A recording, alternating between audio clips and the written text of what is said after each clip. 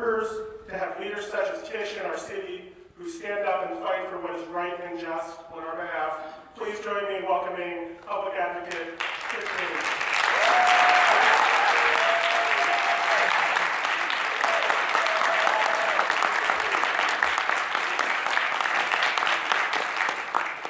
So my voice is a little hoarse. Attending all of these rallies where I get my energy and they inspire me. I understand Brandy Weingarten was here and fired you up. It reminds me of the phrase Michelle Obama often talks about, when they go low, we go high. I just want to recoin that phrase. I'm of the position that when they go low, we should go loud. Drown out those forces. And as I was talking outside with some friends, the question that was asked, what should we do? And I realized that in New York City and in New York State, New York City, we sort of live in a bubble. We really need to export our talents. All of us in this room and all of our allies and all of our friends, we all need to adopt a district, a state. We need to focus on marginalized Republicans and state races where governors are term limited. And we need to look forward to 2018 because these last 9 days have been very scary. And it's the 9 days of fear. And I've never seen anything like it. And there is this heaviness in this room today. And it's because of all that we are experiencing. And so I want to thank Executive Director Mary Ellen Clark for putting this powerful event together. I want to thank Phil for that wonderful introduction, and Ben Thomas is the event chair, and Jesse Lehman for all that he has done for meeting me at the front door. And of course to our moderator, Jonathan Moles, for facilitating an important discussion. Because every year you guys come together and you bring together some of the brightest minds in education and labor and community activism to discuss policy about job creation and economic empowerment for the most vulnerable New Yorkers. And as most of you know, prior to serving as a city council member, I worked in Albany and I worked on workforce development for a number of state elected officials and for the Black and Puerto Rican caucus. And so I've been involved in workforce issues for a very, very long time. But I must admit, this year's forum is somewhat different because there is this sense of urgency and anxiety, not only in this room, but all across our country. As we contemplate the way forward when faced with an administration that seems determined to divide and destabilize America. A president that claims jobs are priority number one, though it's hard to see how he plans to create them given his busy schedule of tweets, policy by tweets, unconstitutional executive orders, denying climate science, turning back the clock for reproductive rights, and filling the administration with billionaires intent on pushing forward market-driven policies. Basically more of the same supply-side economics that we saw during the Reagan days, tax cuts for the wealthy that escalate income inequality and decimate the poor and middle class and further exasperate the divide in our country. And as I've been talking a lot about what we are seeing not only in the city but all across this country, the feminization of poverty. Working people and their advocates were basically facing a hostile takeover, a hostile administration that's digging in its heels and doubling down on vitriol and challenged on policies that are immoral, if not illegal. That is why it was an honor and privilege to join my fellow patriots at JFK, the federal courthouse, Battery Park, Lower East Side, the Queens, and in Brooklyn, as we rally the masses and we join with other jurisdictions all across this country. The president has flip-flopped about raising the minimum wage on the campaign trail, and his first job-related executive action was freeze federal hiring. And who knows what he will do with the Workforce Innovation and Opportunity Act. And those of us committed to creating good jobs and ensuring that job seekers have the necessary skills, training, and support to succeed, we're going to have to rely upon each other. Someone mentioned intersectionality. We're going to need one another more now than ever. And we're going to need local resources to accomplish our goal, and they need to be targeted and directed. And we've got to work smarter and harder on behalf of those we serve. And we must reimagine our roles and relationships with allies in both the public and private sectors to forge new partnerships. It won't be easy. We also need to demand that members of Congress stand up against nominees that do not have our interest. And I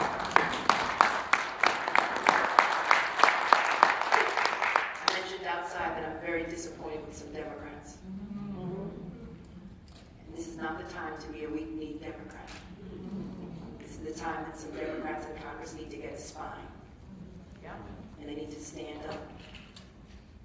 Because as was illustrated this past weekend, the public is behind them. But at their core, you would think that they would know that our principles and our values as Americans are being violated, and that it should not take millions and millions of individuals to hit the streets before you moved into action, an action of resistance. But hopefully we'll see more leadership in Congress. But I am always hopeful. And I know that any crisis that's presented to me and to all of you in this room also presents opportunities. And so we are stronger than the darkness and the discord ushered in by this new administration. And we are stronger than its corrosive policies and its vile attempts to undermine our democracy. And workforce development at its core basically starts in schools. And our public schools must embrace technology and spur student interest in STEM subjects and arts, and computer science and coding. Computer science and coding are critically important. And there are simply not enough computer and science instructors in New York City schools. Mind you, I said New York City public schools.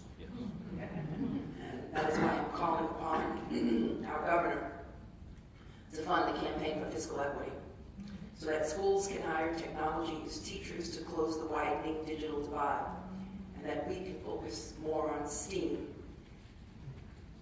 and particularly the arts and culture, and increase resources dedicated to workforce development. Because technology is vital for those beyond school age as well. Adults need technical training and exposure to compete in New York's labor market. We must push for more public-private partnerships like the programs offered through New York City's Tech Talent Pipeline to give eligible New Yorkers the opportunity to learn the key skills needed for high-paying technology jobs and employers access to a competitive local talent pool. You see, on election day, on primary day, on election day, I was confronted by a number of individuals in my beloved Brooklyn, individuals of color, who said to me that they did not vote for her. And when I asked them why, they said they voted for him because he was talking economic development and jobs. And that he was the loudest, and that's all that they heard. And when I confronted them about all of the corrosive policies that he's put forward, the only thing that they heard were jobs, jobs, and jobs. And all that these men wanted, and there were 5 of them, 5 African-American men who were unemployed, who said, Tish, we just want to be trained to work, to feed our families. And we did not hear that from her. And when I told them she spoke about all of these things. When I showed them her platform, they were like, well, we didn't hear it. And when I said that, and I asked them, well, what do you think right to work means? They thought it meant the right to work. And then when I told them that it was a race to the bottom and that he wanted to turn the clock back on minimum wage, and that he opposed unions, and that the unions were responsible for the middle class, and that workforce development and all the initiatives and programs that currently exist in the federal government came about as a result of progressive-minded individuals in Congress and not as a result of market-driven forces that he supports. Their position was, well, we didn't know any of that, Tish. When they go low, we have to get loud. Yes. And so we should duplicate models that currently exist like New York City's tech talent in other fields and expand outreach to the private sector. Let's get progressive companies like Kickstarter to provide internships for highly motivated adults looking to embark on new careers or strengthen their existing credentials. The hands-on training will give job seekers both the skills and the experience to smoothly transition into the workforce. Now, I know not everyone wants to be a coder forced to work behind a desk all day. I visited Google. And so I propose New York invest in its infrastructure. And as these men indicated to me, they wanted to rebuild our roads and our bridges. And they wanted to repair schools and our subways. And they were more interested in physical labor than the opportunity to learn a skilled trade, to basically break into the construction industry. And so we need to strengthen apprenticeship programs all across this nation. And those apprenticeship programs also need to be coupled with social services and human services. We need to, again, engage in intersectionality and provide for the basic felt needs of Americans. There are many ways to tackle any shortfalls that arise because of the administration's priority shift. Some will require financial investment from the city and state, and some just need us to roll up our sleeves and talk to one another, and talk to individuals on the ground, like those 5 young unemployed men that I met at my corner bodega. But all of them require that we work together to ensure that we still offer those who rely heavily on us for support and a helping hand. And that we should not be afraid of the other, however you define the other. And let everyone know that we're all in this together. And we must confront bigotry and xenophobia and sexism. And we have to talk about the voting results and why so many people thought that he was the answer. We must focus on lifting people up when Washington seeks to tear them down. We must be that shining light in the darkness, that shining star in the galaxy of other stars, and we must come together. And we must say it loud and we must say it clear. Yes, that immigrants and refugees are welcomed here.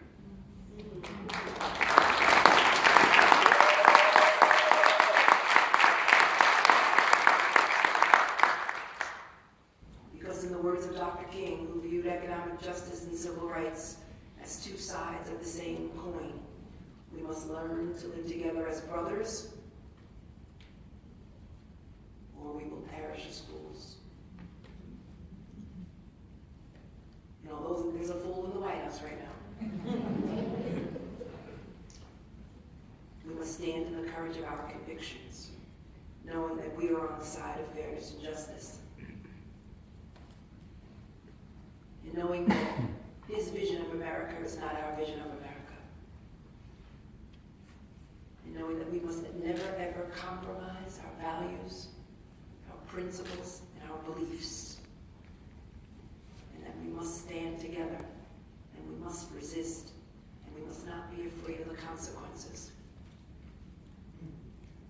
So let us march forward bravely towards the American vision by the Founding Fathers and expanded through centuries of progress, paid for with blood, with sweat, with tears, courageous and compassionate people like all of you in this room. Let us not be paralyzed by fear, but let us be strengthened by our convictions. Let us organize together until victory is won, and most importantly, until he is defeated.